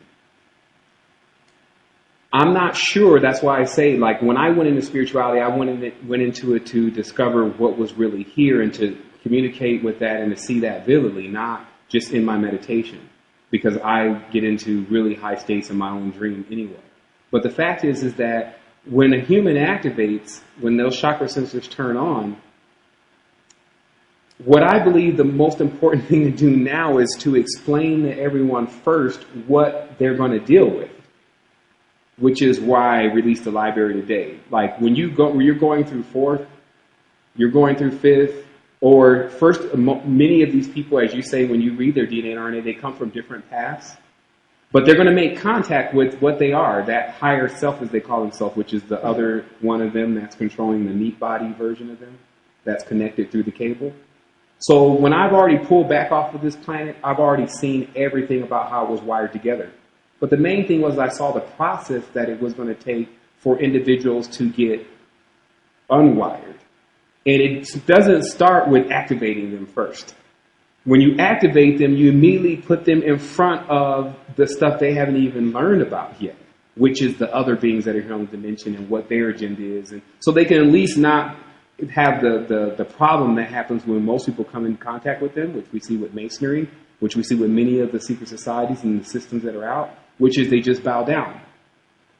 My contribution to this reality right now is we're all masters of something, but my contribution to reality is maybe something that it may take people to get after a while, but it's not going to stop me from actually saying it, which is we have to move away from the worships and the gods and all of this different dynamic that we've created. But to do that, how could one ever do that if they never understand it anyway?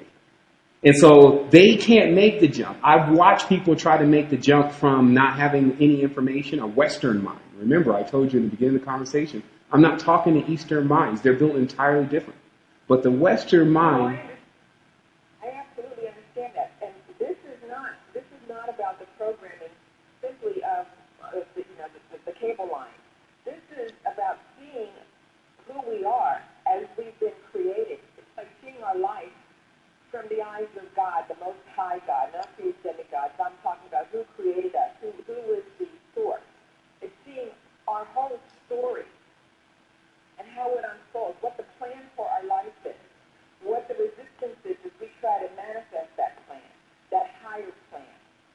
How can you, whether you're coming in at a level of complete ignorance or at a level where you've read every document in your library, it doesn't matter, because without this information, you're just playing within these cycles. But what you have to understand, what you have to understand is that without even knowing how to read, you're still playing within these cycles. So every level of information comes in its time. And I'm not saying that what you're presenting at all is not the correct path. That would be just as silly as me disadvocating myself. What I've asked you to do is I've asked you to, just get with me about the dialogue that you want to, how you want to bring it to them. Since you can't give the information to them, since things are, you have to lay low or, it can't be given out in that type of way, just bring it to the resistance or call me on Skype and we can talk about it and get it to the people in the format or to the people that are even ready for that format. My job here is not to hold back people from getting information, levels of information. It's to make sure that they get information. And so what I would like to say is I understand how you feel. I feel just that same way about people not understanding the power within the language. That if they don't understand what these words mean, they can't get beyond that. So you're now at another level. But isn't that all of what we have here is that it's steps? It's like, hey, this is what's for you. Because the thing is that when you notice, not one of us, it's not just one network out here. There's many, and people go from one level, this level, that level, and they collect it. What I'm saying is that because when I came into this, and I'm very aware of many different things, but when I came into this, when I saw that there was no portal for information, when no one was just giving out any data that would be relatively simple to get if someone put it all in one place, I said, that needs to be there. And so what I ask people to do is at times just understand that this resistance is created for the people that are at that stage. Then when they're ready to go beyond, they've already communicated with us and they've already went into the next level of it. Now you say there's even another level of it. So I'm saying, let's do it. Let's get another level of it going on. So I'm going to have to say thank you for your time. I have about 20 minutes left on the call, and I have a couple things that I want to talk about. And I agree with you completely, and I'd love to get with you. And just know that this work meets the individual where they are. Where they are. So let's connect. And I mean, definitely, I would love to look at it, especially if it could do something with the Uranus Alive, with something that people can send samples in on, and that they get some real data that's going to help them. That would be wonderful. Okay, so let me. Okay, thank you, sister.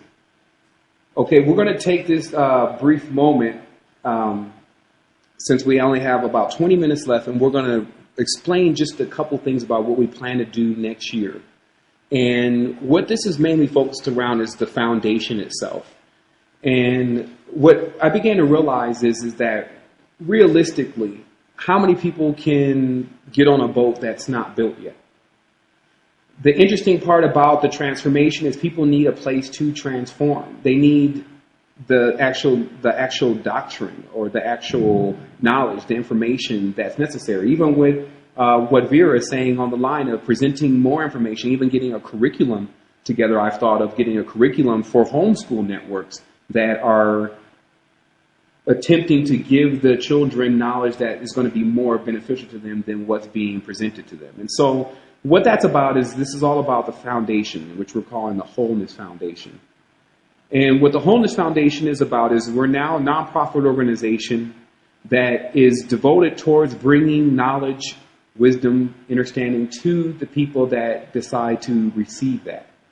And so what we're going to be asking within the next month or 2 months is for people to consider getting involved with the resistance. And we're actually even looking for people to come on to the panel of the Wholeness Foundation or the nonprofit organization itself, and to come with us basically into this plan of 2011, which is to increase the knowledge and the accessibility of information. And so also I wanted everyone to know at this point that if you, again, just to make it clear, if you have something to contribute, if you've discovered something, our faculties are always available, and my lines are always open. I'm not like a David Icke where you can't really get in touch with me. I'm here. You can contact me on Skype. You can send in an email, and that's going to allow you to be able to get right in contact with me. And if you have something that really needs to be presented and you have a format that you want it to be presented in, then we're more than available to do that. What I'm also going to do is I'm going to take one more. I believe there's another call here on the line.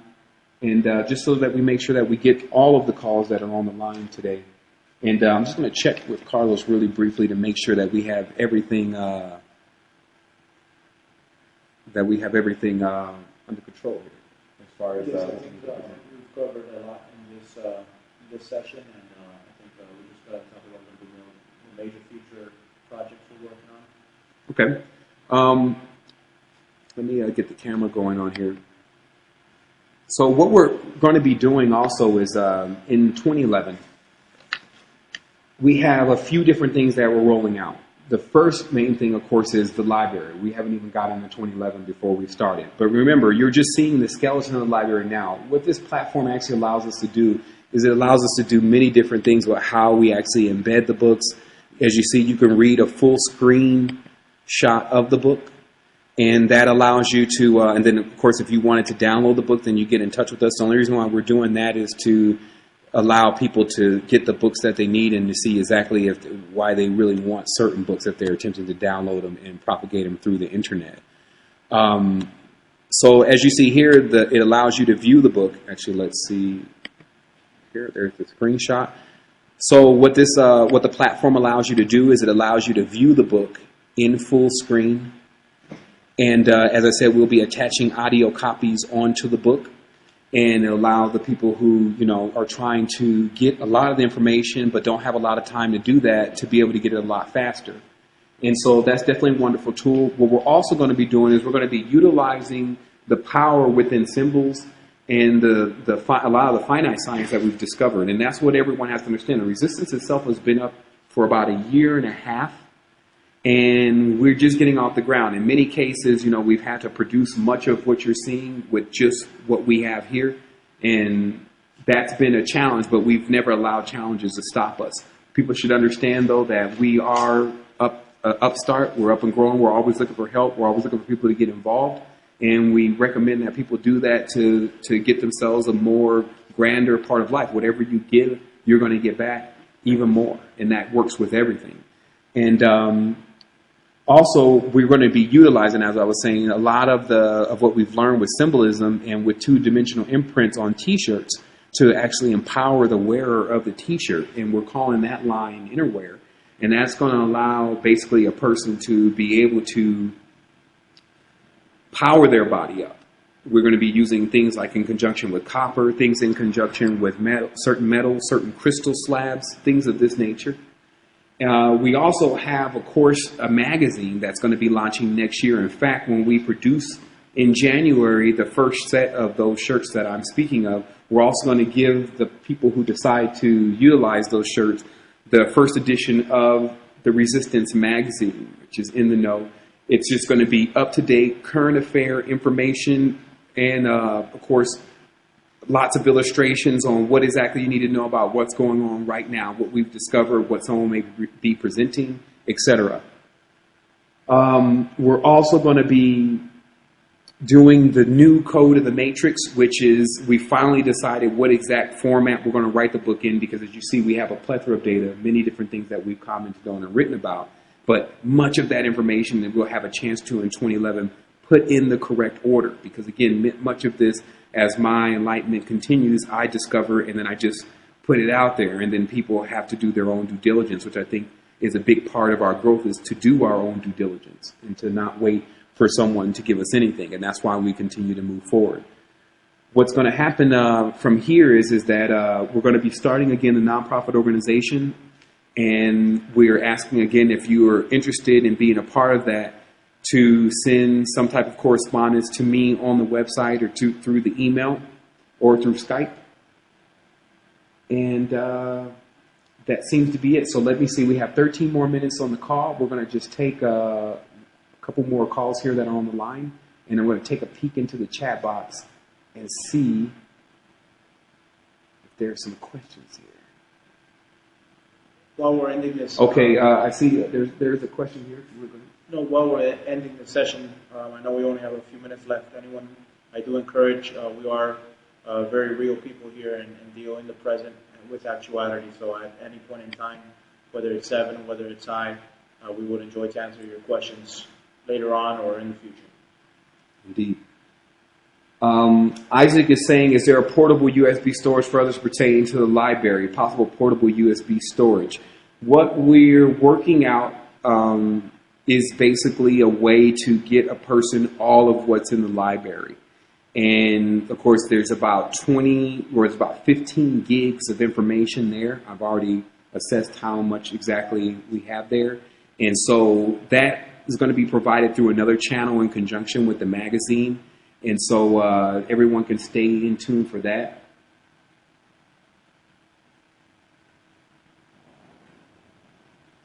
Okay, and it looks like the information, or actually the questions on the chat room have been answered, and so we're going to go to the switchboard for a brief moment. Caller, your last four digits are 6940. You're on live with Esoteric Radio. Did you have something that you would like to say, or were you just tuning in?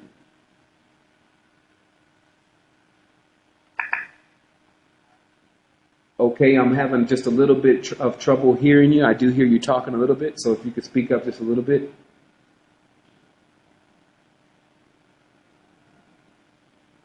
Okay, we're just going to assume that 6940 is just on the line and doesn't really have a question. So we're going to go ahead and mute that line again. And 6940, if you do have a question, all you have to do is press 1.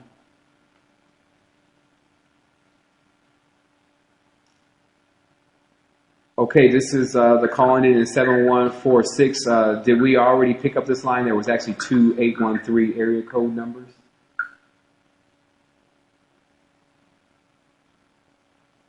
Okay, caller, your last four digits is 7146. Did we take your question already? Is that correct? Yes, you did. Okay, there was 2 calls from 813 area code. Okay, so go ahead, brother. I didn't mean to mute you there. Did you say something?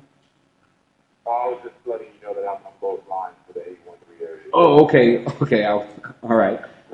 Okay, so we have 10 more minutes left in the call. Let me see if I can.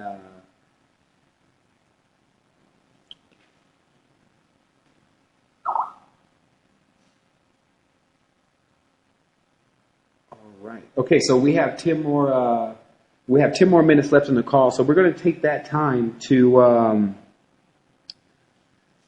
Some of the future subjects that we'll be speaking of in 2011, and if there's any other subject or topic that someone would like a further depth knowledge in, you could always research that as well. Awesome. Yeah, definitely. Let's do that. I guess we can definitely talk about. We wanted to get in. We're going to definitely get into a lot more film in 2011.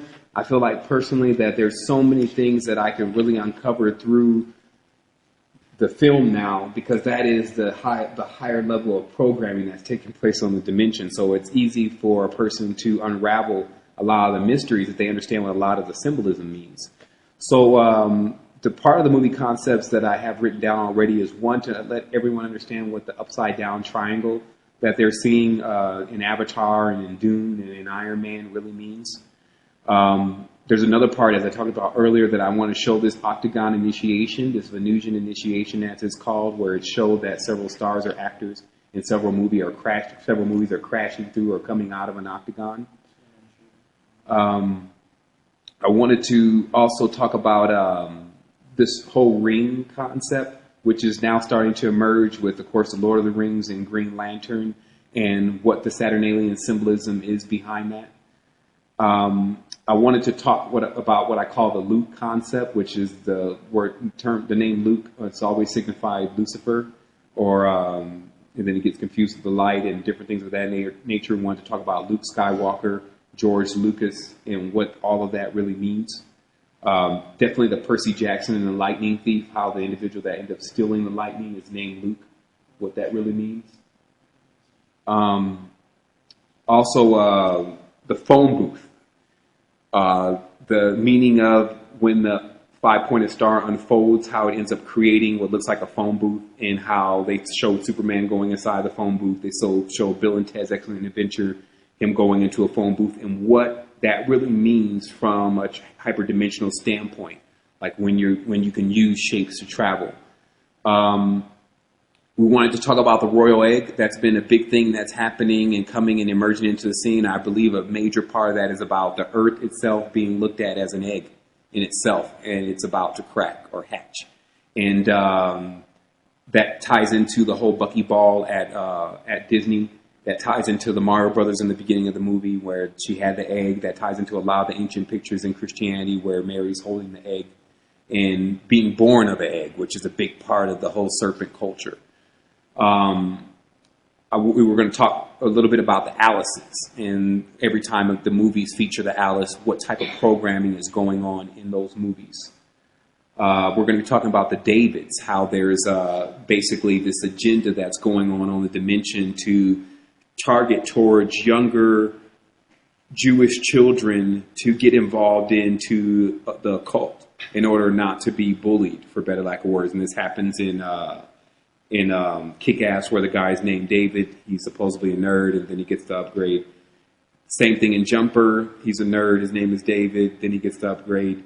Same thing with the Nicolas Cage movie, The Sorcerer's Apprentice, another Dave there. So what all that really means, and the emergence of the Kabbalah in the field, which many of the stars and actors are showing their allegiance with Kabbalah, and what that really means for this dimension. We're going to definitely be getting into the power of the Dorje rod, the lightning itself, which is electric energy, and the multiple uses for that by these higher beings, which is the frequency, AM or AM radio, Ma, and what those names really means. And so basically the first part of the new year is going to be action-packed with all types of things in order for you to be able to present to other people to start them on that first phase of waking up, so that eventually we can get to Vera's phase and get some of your stuff tested and figure out where you're actually from. And so sending wholeness and balanced vibration to everyone on the Resistance Network. I wanted to thank so many people. I wanted to thank Kat for doing the live stream, or not the live stream, but the meditation sessions on the full moon and the new moon, her and Isaac. That's been a phenomenal time, and many people are getting a lot of results from those meditations, and she's just naturally built to do such things, and so that's been something the Resistance has really been enjoying. I wanted to thank the Miami team or the Florida team, Pablo and Luis out there putting it down and up and getting that information out there and getting people to sign onto the site. I wanted to thank the UK and the Europe portions of the resistance who've definitely been advocates in putting out that information. The first copy of Isu in the resistance actually hit 102,000 views in 3 months. And, you know, so the knowledge itself, let's see here, the knowledge itself is getting out there. And so all I believe at this point, as long as we continue to remain diligent, as long as we continue to remain open to higher levels of knowledge and information and continue to work on ways of applying that, then we can achieve anything that we desire from this dimension. It's just about us getting the proper construct and tools and the proper way of formulating the higher levels of thought. Last but not least, apparently what we've discovered is going on the dimension at this point is the definite approach of a larger being. And in this case, let me see exactly how much time I have to bring forth this information. Check the switchboard. Okay, I have 3 minutes. Okay, so basically much of the propaganda that you see out here as far as the sacred geometry and different belief systems, words, names, and things tie back to the Anunnaki cult, which lead later into the El, which lead also into the Saturnalian cults. It appears that this Father Time being, which everyone seems to be worshiping right now, Mr. Santa, Mr. Satan, is scheduling an appearance, which would mean basically what they call judgment. That's what this whole 2012 thing is about. And what we really have an opportunity to do now, because that is taking place, is to position ourselves correctly so that we get the maximization of the benefit of having larger energies and enemies present. Meaning that there's always a lot of information coming from various channels, and you have an opportunity to view that information, like that Coast to Coast AM radio show that I just heard with the guy William Henry, and to see what's really going to be happening here. Everyone needs to understand that much of this is happening so that we get a lot more active about understanding exactly how we have to carry ourselves on the dimension. So what we're really dealing with is that it's all taking place in the mind. First, understand that. Whatever is taking place here is going on in the mind. So we already think that the word mind is also connected to the other word mind, which is M-I-N-E, M-I-N-D. And this connection shows us that there is, more or less, a connection between how one can be mind and mining in their mind. And so what we have going on now on the dimension possibly is a reminding. Because so many individuals have chosen not to study any of the knowledge that's available for them to study, that's equal to only that they've forgotten where they came from. So now it's about time for them to be reminded. We have only 1 minute remaining. Want to send wholeness and balance to everyone. 90 seconds. And inviting everyone to take advantage of what's actually happening here, which is higher levels of knowledge. Get your feet wet into it. Look at the titles. Assess what it is that you need to have for your spiritual ascent. We're going to get you to where you need to go, and we're here for you outside of